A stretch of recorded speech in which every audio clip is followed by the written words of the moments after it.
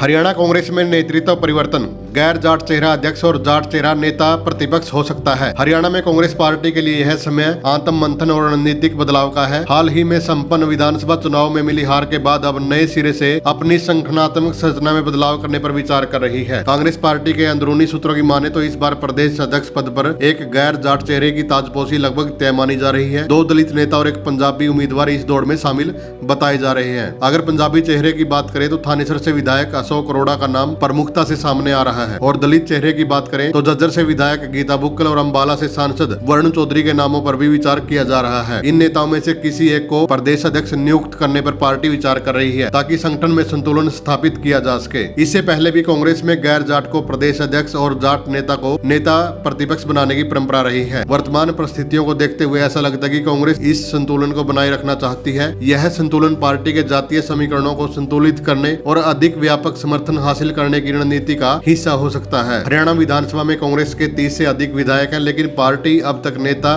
प्रतिपक्ष की घोषणा नहीं कर पाई है। यह स्थिति पार्टी की कमजोर होती स्थिति को भी दर्शाती है। कांग्रेस के वरिष्ठ नेता भूपेंद्र सिंह हुड्डा अभी भी मजबूत स्थिति में है। उनके पास 30 से ज्यादा विधायकों का समर्थन है, जो उन्हें एक बार फिर नेता प्रतिपक्ष बनने की स्थिति में बनाए रखता है। हालांकि पार्टी में एक वर्ग ऐसा भी है जो नेतृत्व में बदलाव की मांग कर रहा है। हरियाणा विधानसभा का बजट सत्र 7 मार्च से शुरू होने वाला है। ऐसे में संभावना जताई जा रही है कि कांग्रेस इससे पहले ही नेता प्रतिपक्ष की घोषणा कर सकती है। हरियाणा कांग्रेस इस समय एक महत्वपूर्ण मोड़ पर खड़ी है। पिछले विधानसभा चुनाव में पार्टी ने भूपेंद्र सिंह हुड्डा के नेतृत्व में चुनाव लड़ा, लेकिन हार का सामना करना पड़ा।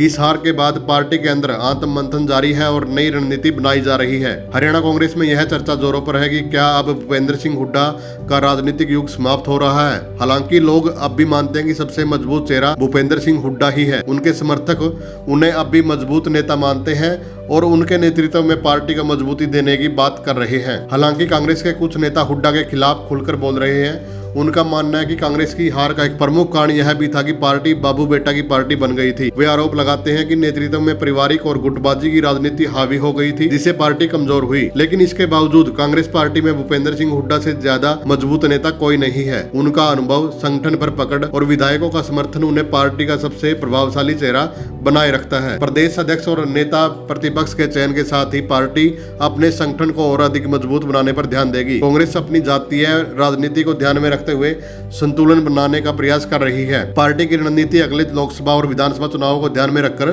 बनाई जा रही है। हरियाणा कांग्रेस इस समय बदलाव के दौर से गुजर रही है। प्रदेश अध्यक्ष और नेता प्रतिपक्ष का चयन पार्टी के भविष्य के लिए बेहद महत्वपूर्ण साबित होगा। अब देखना यह होगा कि कांग्रेस नेतृत्व क्या फैसला करता है और किसे महत्वपूर्ण पदों पर बिठाया जाता है। Bureau report, the air news.